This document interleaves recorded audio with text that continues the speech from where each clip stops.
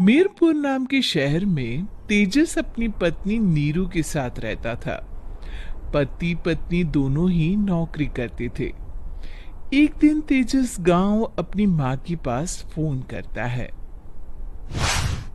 Hello, प्रणाम माँ। जीते रहो माँ।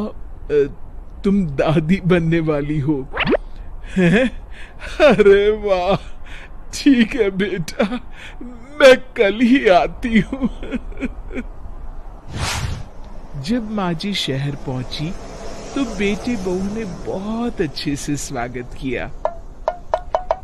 लीजिए माँ जी, चाय। अरे गर्मा गर्म पकोड़े ले आओ माँ के लिए। नीरू रसोई में गई और 2 मिनट में ही पकोड़े ले आई। जी ये लीजिए। बहू, जादू से बनाए हैं क्या? अभी तो रसोई में गई थी। यम्मी। माँ जी, शीला रसोई में पकोड़े तल रही है, मैं बस लेकर आई। हे भगवान, मेरा धर्म भ्रष्ट कर दिया तूने। अब तो गंगा जल से शुद्धिकरण करना होगा। दूसरे दिन, माँ जी मैंने नाश्ता बना दिया है, ऑफिस जा रही हूँ। पर अभी तो घर का सारा काम पड़ा है। शीला आती ही होगी, झाड़ू पोछा बर्तन कपड़े वो सब कर लेगी। हमारे जमाने में घर का सारा काम हम ही करते थे। जी माँ जी, आप बहुत होशियार हैं। मैं घर ऑफिस दोनों नहीं संभाल पाती। तो जरूरत क्या है घर से बाहर जाकर चाकरी करने की? वैसे भी घर का काम खुद करने से घर में बरकत आती है, समझी?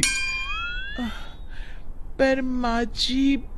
पर वर कुछ नहीं, इस महीने की पगार मिले फिर ऑफिस बंद। हाँ।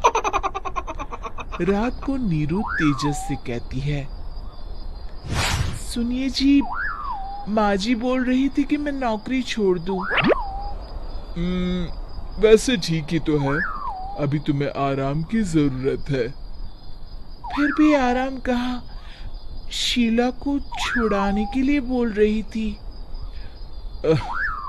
तो अब 24 घंटे में इतना काम तो कर ही सकती हो। पर जॉब पसंद है मुझे, घर पर मन नहीं लगेगा। अगले दिन जब दोनों ऑफिस के लिए निकल रहे थे, मेरी तो कोई कीमत ही नहीं है इस घर में। माँ जी, आजकल महंगाई बहुत है, रहन सहन भी बदल गया है। दोनों नौकरी करते हैं तभी ठीक रहता है। अच्छा, तू कहना क्या चाहती है? मेरा बेटा तुझे बिठा के खिला नहीं सकता? तू ही इस घर का खर्च चला रही है, हैं? नहीं माँ जी, मेरा वो मतलब नहीं था।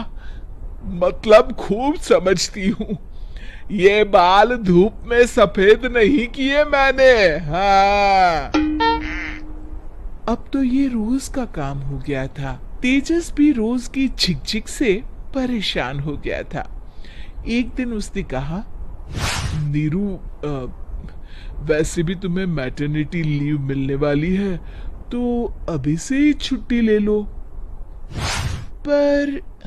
पर क्या, मेरी सैलरी अच्छी खासी है।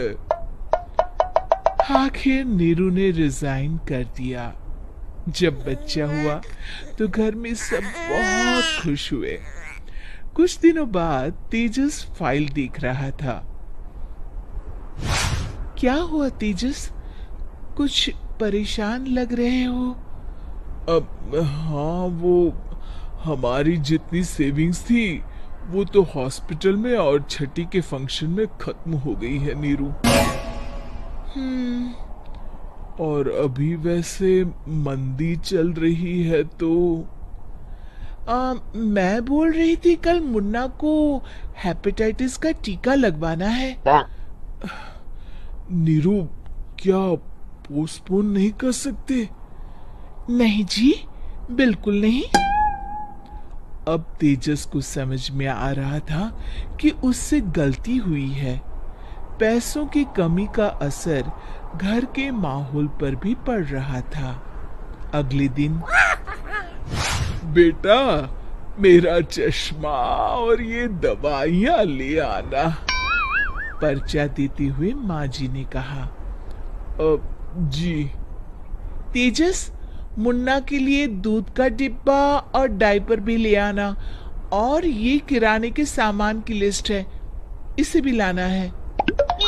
तेजस गुस्से में लिस्ट मरोड़ कर फेंकता है और चिल्लाता है, पैसे क्या पेड़ पर उगते हैं? ये ले आना, वो ले आना। अरे पर ये जरूरत का सामान ही है। वो गुस्से में बिना कुछ कहे ऑफिस चला गया। अरे लंच तो ले जाइए। नीरू दौड़कर डिब्बा पकड़ाती है। एक दिन खाना खाने के बाद, नीरू, अब तो मुन्ना कुछ बड़ा हो गया, तो अब तुम वापस ज्वाइन कर लो ना जॉब। पर इस रिसेशन में जॉब मिलना बहुत मुश्किल है। ट्राई तो करो। फिर मुन्ना? माँ जी है ना, और एक फुल टाइम मेड भी लगा लेंगे। पर माँ जी, उन्हें तो पसंद नहीं। तभी माँ जी वहां आ जाती है और प्यार से नीरू के सर पर हाथ फेरते हुए बोलती है, अब मेरी समझ में आ गया बहू, पहले के और अब के समय में अंतर है। तुम काम शुरू करो, मुन्ना की जिम्मेदारी मेरी। मेरी प्यारी माँ जी। ये कहकर नीरू उनके गले लग गई। शिक्षा, परिवर्तन संसार का नियम है, हमें भी समय के साथ चलना चाहिए। उम्मीद है कि आपको हमारी ये कहानी पसंद आई होगी। कृपया हमारे चैनल को सब्सक्राइब करें और सभी अपडेट्स के लिए बेल आइकन जरूर क्लिक करें। और हाँ, वीडियो लाइक और शेयर करना मत भूलिएगा। Bye bye.